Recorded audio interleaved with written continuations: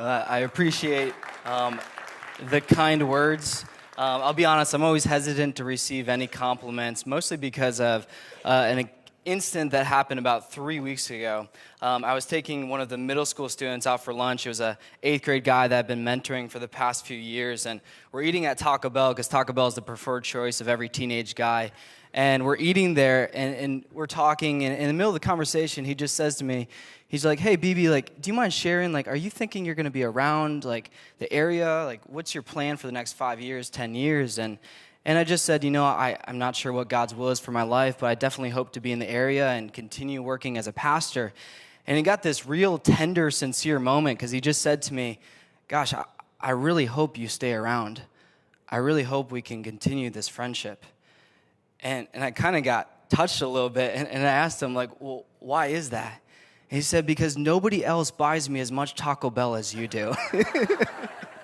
So I'm a little hesitant to receive compliments. As Chip mentioned, my name is Joel Bubna. I'm the senior pastor here at Hope Church. I know some of you may be disappointed that Joel's not here, and if I could be honest with you, I'm a little disappointed that Joel's not here, and I'm the one preaching this morning. But if it makes you feel better, Joel and I are essentially the same person. I mean, we look alike, we talk alike, and we're roughly the same age, give or take 30, 40. I don't know. Don't tell him I said that. But for those of you who don't know me, my name is B.B. Taylor. I'm one of the youth pastors at Grace Church in Middleburg Heights, which means that I have the privilege of working with teenagers on a day-to-day basis.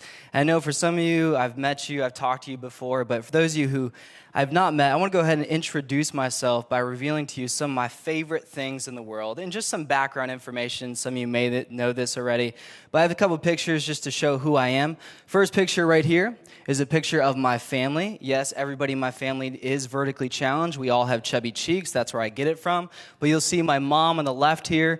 She is an incredible woman, one of my heroes. And what always amazed me about my mom is that the older she gets, the smarter she gets. You see, when I was a teenager, she didn't know anything about life, and it's amazing how that changed in a matter of a few years. We got my older brother, Matt. He's in med school right now. My older sister, Megan. She's a 3rd grade teacher.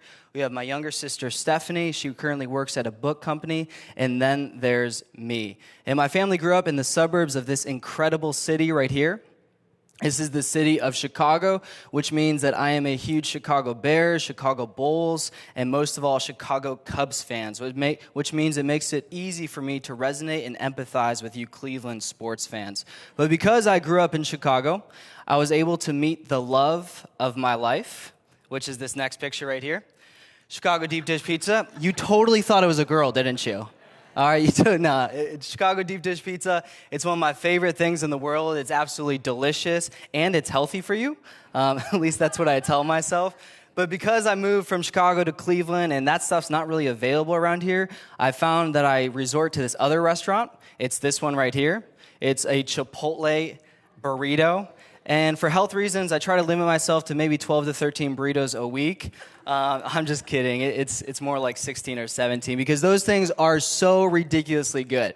But if I'm not eating pizza, if I'm not eating a burrito, typically you'll find me with one of these. It's a cup of delicious coffee. Now, I know for some of you, you like your coffee just as it is. I am not there yet. I love loading it with cream. I love loading it with sugar. And you can judge me if you want, but it just tastes that much better. Now, I'm the type of person who I absolutely love if I'm going to vacation somewhere or go somewhere, I want to go somewhere like this. So this is a picture of Parma during the summer. Wouldn't that be incredible? No, but I'm totally a beach person. I love warm weather. I love playing in the water, boogie boarding, whatever it may be. I love going on the beach, reading a book, and just hanging out there. But one of the things I love about the Ohio area, and this is probably because it just happened so recently, I love the fall weather in Ohio. Anybody else love the fall weather? I love going through the metro parks. I love seeing the leaves change. I think it's one of the easiest ways to see God's creation is just with the fall weather. And the last picture that I want to show you is just the word stories. And the reason why I want to show you this word is because I'm the type of person who absolutely loves good stories. I love watching TV shows or movies that have good stories. I love reading books. I love listening to people who can share good stories. And to start off this message, I just want to share with you a recent story that I came across that's recently become one of my favorites. So feel free to kick back, relax, and as long as your socks don't smell, take off your shoes and enjoy a story about a guy named Chuck. Now, Chuck worked as a pastor and a professor at this university, and a lot of Chuck's students had gone into the ministry, and a lot of them had located in the country of Haiti. Chuck decided that he was going to visit some of these younger students and just see how they were doing and check in on them. So Chuck went down to Haiti, and he got dropped off in the city. He's walking to the hotel when all of a sudden, something happened to him that he wasn't expecting. These 3 young girls come right up to him, and Chuck said they were young because maybe the oldest of them was 15 years old at the most. And one of the girls, what she said to him next completely stunned him. She said, "Hey, mister, for $10, you can have me for the entire night." At that moment, Chuck was shocked at what was just said, but he looked at the girl in the middle, and he said, "Could I have you for $10 as well?" The girl nodded her head, and then Chuck looked at the girl at the end. And at this point, the girl looked at Chuck, and she tried to conceal the contempt that was in her eyes for him, but it's hard to come across as attractive when you're starving, when you're hungry, when your parents are no longer around, and the only way to feed your brother and sister is by selling your body. And so Chuck said, "Can I get you for $10? And she nodded her head. And Chuck said to all 3 of them, he said, "You guys are in luck. I have $30. I'm in room 210. Be up there in a half an hour, not a minute before that." And Chuck left. As soon as he left, he went straight up to his hotel room, and he made a phone call to the concierge desk at the hotel. And he asked them this question. He said, "Do you have any Disney movies?" They said, "What?" He said, "Do you have any Disney movies? You know, Lion King, Mulan, whatever it may be." They said, "Yeah, we have 4 of them." He said, "I want all 4 of those Disney movies." And then he called the restaurant, which was downstairs, and he said, "Do you guys sell ice cream?" Like, "Yeah, we sell banana splits." He said, "I want to order the biggest banana splits that you have. I want extra ice cream, extra whipped cream, extra cherries, extra chocolate syrup. I want the biggest banana splits that you have. I want 3 of them. Actually, I want 4 of them. I'm kind of hungry." He said, "Could you send it up to room 210? A few minutes later, he gets a knock on his door. And he opens up, and there's these 3 girls who are shy, who are nervous, who are scared because of what had happened to them the years before, again and again. But he welcomes them in, and as he does that, another knock on the door comes. And this lady with these big banana split ice cream things comes in. And then shortly after that, this man comes up with these Disney movies. And for the next few hours, Chuck and these girls eat ice cream and watch Disney movies together until about 1 a.m. in the morning, until the girls finally fall asleep on the bed. And as they do that, Chuck takes the covers, puts it over them. He sits on the seat in the corner, and he begins to pray for these girls. Because it was so obvious to him that these girls had this burden on their shoulder. They were struggling in this situation, and Chuck wanted to do whatever he could to help them break free from that situation. He wanted to do everything he could to help them find freedom and healing in the difficult situation they're in, and he began to pray for them in that way. And I don't know about you, but I am touched by stories like that. I'm moved by stories like that. And I think it's so cool to hear of someone who can identify a burden that somebody else has, a struggle that they have, and they do whatever they can to help that person get through what they're going through. And maybe you've come across a situation like that before. Maybe you identified someone in your life who you see that they just have this burden on their shoulder. You see that they're going through a difficult time, they're going through a struggle, they're going through a tough circumstance. And you see that person and you want to do whatever you can to help remove that burden from their life, or at least alleviate the weight of that burden in their life. Or maybe, what I really want to focus on this morning is more this. Maybe you feel like you're that person. Maybe you feel like you're the person who came in this morning with this burden on your shoulder. Maybe you're going through a difficult time.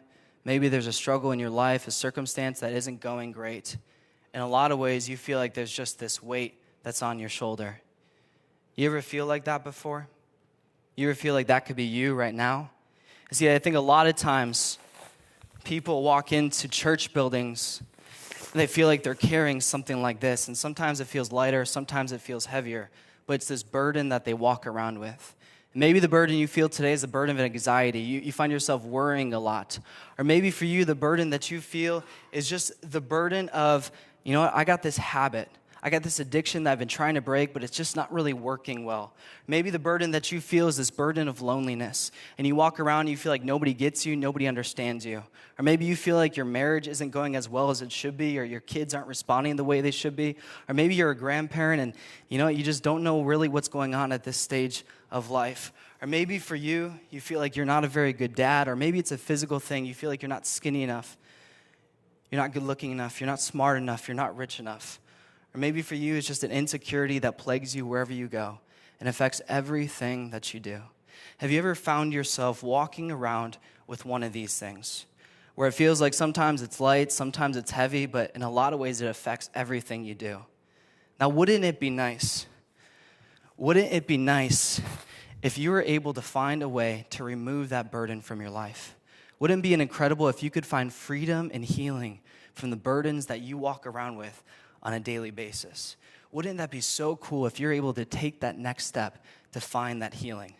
Now, I'm not naive enough to say that I can completely remove a burden that's on your shoulders. You're smart enough to know that doesn't happen just like that. But what I want to do over the next 20 minutes is simply this. I want to look at a passage in the Bible that gives us incredible insight into how to find healing and freedom with the burdens that we have in our life. And I'm convinced whether you're a Christian or not, whether you've been at church all your life or this is your first time here, if we can follow through what the Bible talks about in this one area, we'll find incredible insight into how to remove or find healing or freedom with the burdens in our life. So if you have your Bibles with you, feel free to open up to James chapter 5. If you don't have a Bible with you, feel free to steal one from someone who's sitting next to you when they're not looking, or you can follow up on the screen or in the bulletins that you got beforehand. Now, before we dive into this passage, I want to give you a little context to the passage we're going to be looking at. So this guy named James, he's the brother of Jesus. He's writing this letter to Jewish Christians, probably around the year late 40s or late 50 AD. And this letter that James wrote is filled with instructions of what it means to be a follower of Jesus. In other words, what James is doing is he's diving straight into this practical information. He says, here's how you live your life in light of what Jesus has done for you. Now, I want you to fast forward to the 5th chapter of this book because James is nearing the end of his letter and begins to focus on the general issues regarding the health of the church.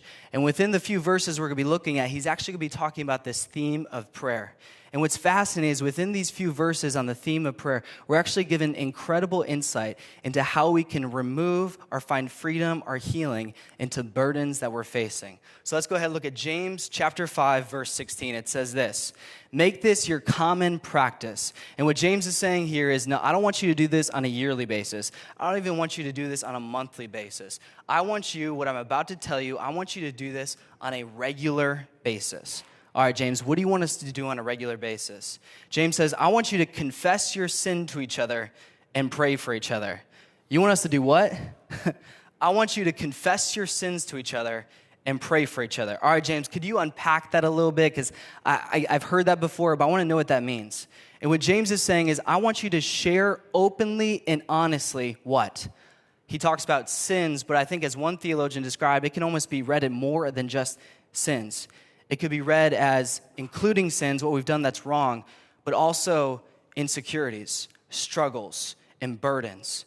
And what James is saying in this passage, he says, I want you to share openly and honestly the unedited version of your life with someone else. I want you to share openly and honestly the sin in your life, the struggle in your life, the insecurities, or in a lot of ways, I want you to share this burden with somebody else. If you're anything like me, you're thinking to yourself, yeah, there's no way I'm doing that. Why would I want to do that? And he continues in this verse. He says, confess your sins to each other and pray for each other. Why? So that you can live together whole and healed. And what James is saying is you want to find healing and freedom from that burden you're walking away with. The best way, the quickest way to do that is to share openly and honestly with someone else the sin in your life, the burdens in your life, the struggles in your life, the insecurities in your life. Now, again, if you're like me, I'm like, not going to happen. Like, I know that sounds great in theory, but there's a number of reasons why I'm not going to do that. And real briefly, I just want to cover two main reasons why we as humans don't want to do this. First reason is this. The reason why we don't want to share honestly what's going on in our lives with other people is we convince ourselves that we can do this on our own. We tell ourselves, I got this burden, but I'm fine.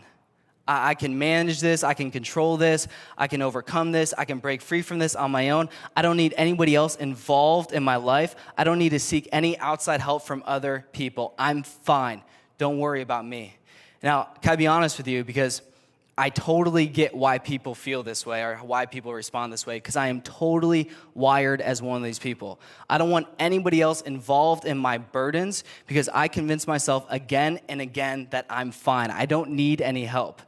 Unfortunately for me, this mindset and philosophy has kind of gotten me in trouble, and I want to explain what I mean by that. Are there any people here who you would consider yourself to be handy? I'm talking about the type of person that you're pretty good at repairing things, fixing things. That kind of stuff is pretty easy for you. Well, if that's you, I want you to know I'm jealous of you because I am pretty much the antithesis of what it means to be handy. And what I mean by that is I'm far better navigating Netflix than I am repairing or fixing something that's broken in my apartment. I'm far better at playing a sport or a video game than I know how to hold something together or put something together. And this became problematic for me a few years ago when I wanted to get a new desk for my office from IKEA. And some of you already know where this is going because I went to IKEA, I picked out this desk that I really liked, I brought it back to my office at church, and I began to attempt to put this desk together. Now, some of you know IKEA furniture doesn't come put together in of itself.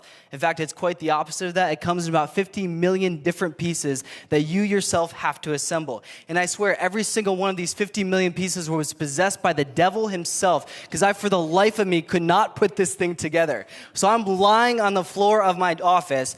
I am yelling, I am screaming, I am drilling, I am hammering. Words that should not come to my head are coming to my head. And for the life of me, I can't put this desk together. And every once in a while, one of the members in my office would come by and they'd pop their head in my office and say, "Hey, do you need any help with that?" And even though I was having this internal battle, this struggle, even though I was an emotional wreck, even though I was pleading for God for some divine intervention, do you want to know what I said to every single person who came by my office that morning? "Oh, nah, I'm fine." Yeah, I'm totally fine. This stuff is so easy. I'm a natural at this. "Oh, you're wondering why I'm sweating profusely right now? It must be the humidity in the room. It's January in Cleveland. That just happens all the time." "Oh, you're wondering why there's screaming and yelling from my room? Yeah, there must be a baby next door or something because that is not coming from my office. I am totally good right now." Multiple people came by my office, asked me if I wanted help, but I refused to reveal to them the struggle that I was in. And although it's a humorous situation, it actually revealed something about me that maybe wasn't quite as funny. You see, even though I was struggling, even though I could have used the help, I didn't want to ask for it. Because in a lot of ways, and maybe this is the guy of me, I didn't want to come across as weak. I didn't want them to think that I was incompetent. I didn't want them to think that I wasn't capable. And I felt like if I asked for help, then it would reveal a weakness of me that I didn't want them to think of me. But even more so than that, I didn't want to be a burden to them. I knew that they had their busy schedule. They had other things they needed to do. And so I told myself, I don't want to be that guy who puts another burden on their plate. So I'm going to tell them, even though I'm struggling, hey, I'm fine. I'm totally fine. I convinced myself that I can do this on my own. You ever find yourself doing that in life? You have this struggle, you have this burden that you're going through, and you know that you should probably share that information with somebody else, but the idea of coming across as weak, or the idea of coming across and being a burden to somebody else, it's not all that appealing. So instead, you convince yourself you can do it on your own, and you tell other people, yeah, I'm fine, even though that's not the truth. And if that's you, I totally get why you feel that way. I'm wired the same exact way. But let me ask you that question. How's that working out for you? Have you found that your burden over time has gotten better or worse? Do you find that the thing you're struggling with over the past few months or weeks or years, has it gotten better or has it gotten worse?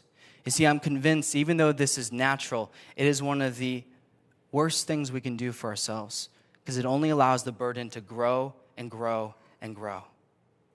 Second reason why we refuse to share what's going on with other people is this. We're afraid of what other people will think if they found out the real me. we're afraid of what other people will think if they found out the real me. You see, for so many of us, the reason why we refuse to share what's going on is this thing called shame. Shame at its core is the fear of disconnection. Shame is the fear that if other people found out the truth about who I am, the truth about my burden, the truth about what I've done or what I'm currently going through, if they found out the truth about that, then they would no longer look at me the same way, or they would no longer talk about me the same way, or in a lot of ways, I would just receive judgment from that person. You see, shame is when you say to yourself, there's no way I can let someone know about what's going on in my life, because if they were to find out, they wouldn't look at me the same way. Let me go ahead and give you a humorous modern example of this. I'm going to ask you a very deep, revealing, and vulnerable question. You ready for this? Do any of you remember your first pimple? All right, maybe you do, maybe you don't. I was in the 6th grade this last year, so I remember mine like it was yesterday. But my first pimple came when I was in the 6th grade. I remember waking up that morning, and I got out of bed, and I walk up to the mirror in the bathroom. I look up, I look down, I look up again. I'm like, oh my gosh, what is on my face? And there's this giant red dot that should not be allowed to go there. And it was in that moment that I made the decision as a 6th grader that there is no way I'm going to school that morning. There is no way I'm going to school that morning. So I decided to do what any rational 6th grader would do, and I was going to fake sick. Now, this could be easy for some of you. My mom's a nurse. She does not make it easy to fake sick. So I went into my bed, I put the covers over me, I messed up my hair, and I started kind of groaning and moaning and calling out my mom, and she came in there, she's like, what's wrong, honey? And I'm like, Mom, I don't know, I just can't go to school. It's just, well, what's wrong? I don't know. It's like my head and my body and my spleen, my pancreas, my clavicle. Like I don't even know. My esophagus is just erupting, Mom. Like I can't go to school. She's like, oh, you look fine. Like, no, Mom, this is awful. Well, you feel fine. I think you should be okay. I'm like, Mom, this is going to be dangerous for the other students there. Like, this could infect them. It could cause diseases. Mom, this isn't right. She's like, yeah, you're going to go to school this morning. So I got into the car, we drove to school, and I was just terrified. I remember going up to the first person I saw. He is my friend Dane. I hate Dane right now. And I go up to Dane, and Dane looks at me, he looks away, and he looks at me again. And he's like, dude, what's on your face? And it was in that moment that everything inside of me just began to crumble. And everything about me wanted to hide, find a corner, and stay there. Because let me tell you, even as a 6th grader, the pimple in of itself, it wasn't that bad. But you know what I was terrified of? I was terrified of what other people would think of me when they saw the side of me that I didn't want to show. I was afraid of what other people would think of me, what they would talk about me with, how they would judge me when they saw that one thing that I was trying to hide. And maybe that's how you felt with your burden. Maybe that's how you're feeling with your burden. That in of itself, it's difficult, it's tough, but the thing that really scares you is what other people might think of you when they find out what it is that you struggle with. And so what do? You take your burden and you do everything you can to hide that from other people. You pretend that you're totally fine, you conceal it, you do whatever you can to make sure that nobody finds out about whatever that burden that you have. And can I tell you, this is totally normal, it's natural, but the effects of this are devastating. Because whatever you conceal, it will not heal. Whatever you conceal, it will never heal. Because shame thrives in secrecy. But not only that, it's absolutely exhausting trying to hide who you are around other people. You know that's true. It's exhausting to do that. And even more so than that, maybe the worst part is if you continue to do this, you'll constantly be questioning the relationships and friendships that you have. You'll never be able to feel true intimacy with someone else when you do this. Because you'll always be thinking to yourself, yeah, this person may like me and accept me right now, but what happens if they were to find out this thing about me? There will always be a gap of intimacy in those relationships when you pretend what's going on.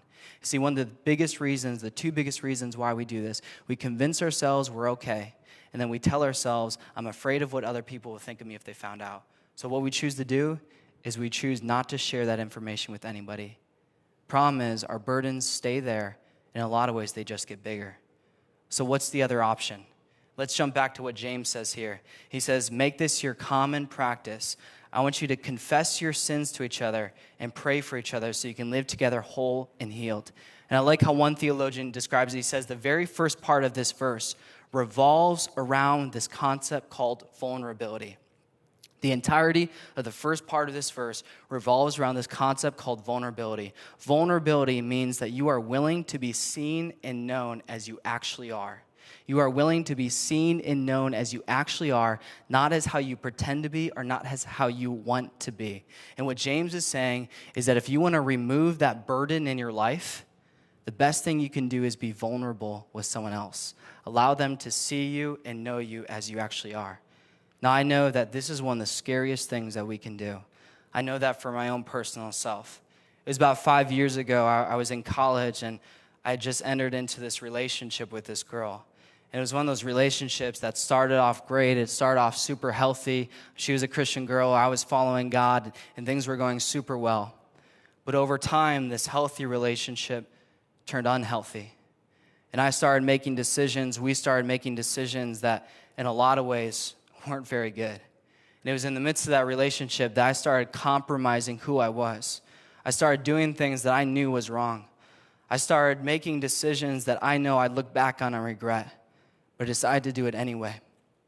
I remember that relationship, as it became more and more unhealthy as a result of those decisions, finally got to the point where we just broke up. And although she was no longer a part of my life, what I had chosen to do in the midst of that relationship was still with me. And I remember walking back onto the college campus. It was a Christian college campus, and people looked at me and they saw, here's this godly person, this person who's going into pastoral ministry, this person who walks the straight line. And this whole time I'm thinking to myself, yeah, but if you only knew what I had done. If you only knew what I had done, you wouldn't think of me like that. And for those few weeks, those few months, I walked around with this burden of guilt and shame over what had happened over these past year. But I was so scared of sharing that information with somebody. And I told myself, you're fine, baby, you're fine. You can get through this, you'll overcome this, you'll manage this. Just give it some time, you'll be fine.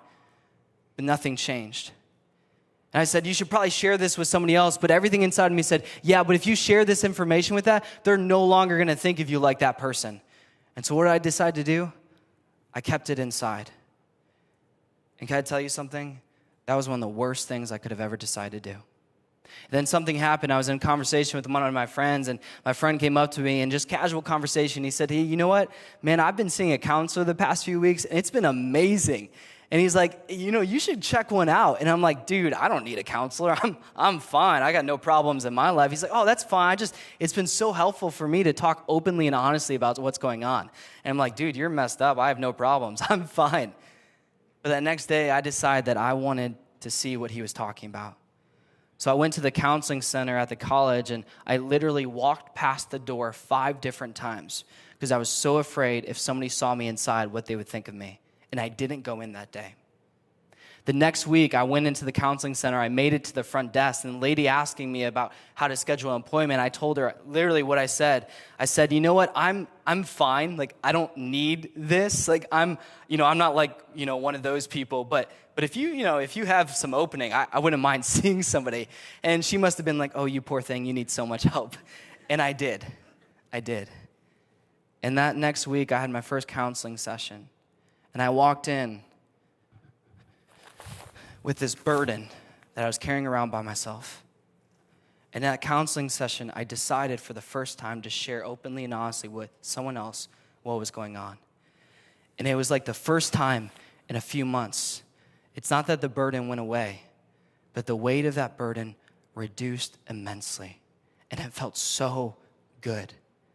And that counselor encouraged me over the next 2 weeks to start sharing with one of my closest friends.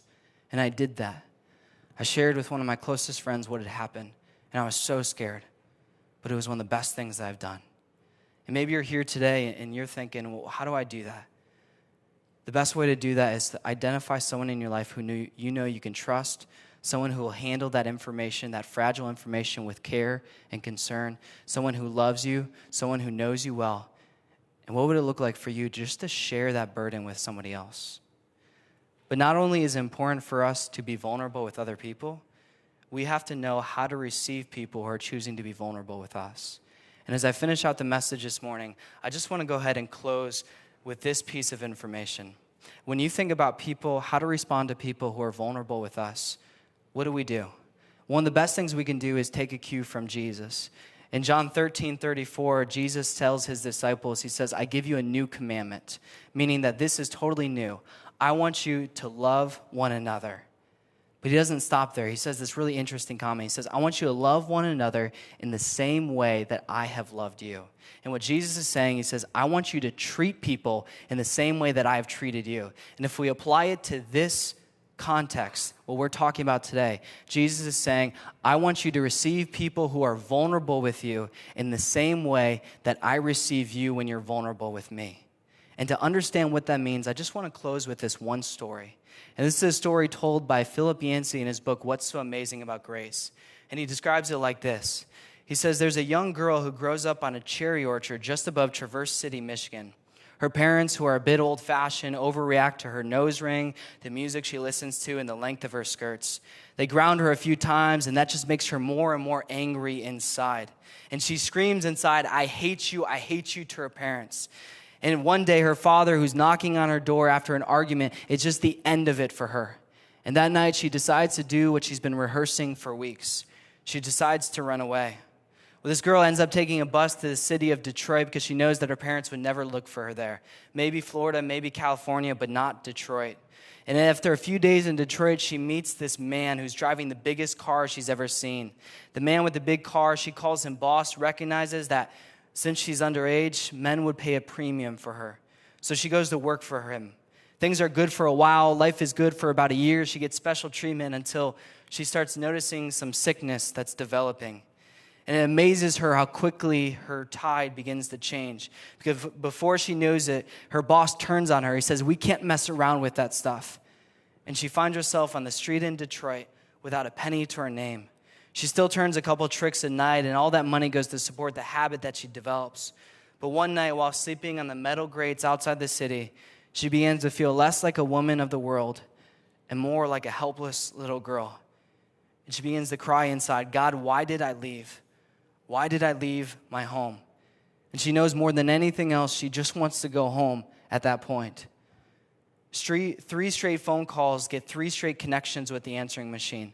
Finally, she leaves a message on the last call. And she says, Mom, Dad, it's me. I was wondering about maybe coming home. I'm catching a bus your way, and I'll get there about midnight tomorrow. If you're not there, I understand. It takes about 7 hours for the bus to get from Detroit to Traverse City. And during that time, she realizes all the flaws in her plan. What happens if her parents were out of town? What happens if they didn't receive the message? What happens if I'm too much of a mess for them? What happens if I don't meet up to their standards? When the bus finally rolls into the station, the air brakes hissing in protest. The driver announces in a crackly voice over the microphone, 15 minutes, folks. That's all we have, 15 minutes to decide her life. She walks into the terminal, not knowing what to expect. But not one of the 1,000 scenes that played in her mind could prepare her for what she's about to see. Because there in the bus terminal in Traverse City, Michigan, stands a group of about 40 brothers and sisters and great aunts and uncles and cousins and grandmother and grandfather. They're all wearing goofy party hats and blowing these noisemakers, and taped across the entire wall of this terminal is this computer-generated banner that says, welcome home. Welcome home. We're so glad that you're here. And out of the crowd, well-wishers breaks her dad. And she stares at him. She walks towards him, and her dad comes right up to her. And as they get close enough, she starts this speech, Dad, I'm sorry. But before she can continue, her dad just embraces her with this huge hug. And he says, I'm just glad you're here. I'm just glad that you're home. And what I love about this story is it points us to a greater story. And the greater story is the idea of the way in which God embraces us. That we can go to God as we are with all of our flaws, all of our burdens. We don't have to clean up our mess before we go to God. And he chooses to embrace us just as we are. And when we take into account what God has done for us through Jesus Christ, all of a sudden the idea of embracing other people when they're vulnerable with us doesn't quite seem as daunting, because we know that's exactly what God did for us. We can embrace those who are vulnerable with us because God embraces us when we're vulnerable with him. So as we wrap up here tonight, two things we can walk away with. First thing is this. If you're walking around with that burden, what would it look like for you to be vulnerable with somebody else? And the second thing, if you have someone who chooses to be vulnerable with you, think about the way in which God embraced us and show that same acceptance and love to that person. Could you imagine what this community would look like if we choose to do this on a regular basis? Could you imagine the impact we can make in this area, our workplaces, our schools, wherever we may go, in our families, if we can choose to implement this on a daily basis? It would be absolutely amazing, and we will shine as a bright light in a community that desperately needs hope. I'm going to go ahead and pray. I'm going to invite the worship team back up, and we'll sing a song to close. Please pray with me. Heavenly Father, thank you just for this morning. Thank you for this verse in the book of James, just this such a practical verse that's primarily talking about prayer, but also reveals some incredible information about how we can break free and find healing from the burdens that we have. Lord, I pray for every single person in this room as we all at times in our life walk around with burdens, that you would reveal to us maybe the one person or the two people that you want us to be vulnerable with. And God, as I pray, as people share information with us, that we can embrace them and love them in the same way that you have loved us. God, thank you for loving us the way that you do. Thank you for giving your son as a sacrifice for our life. We're so grateful for you, God. I pray this all in Jesus' precious and holy name. Amen.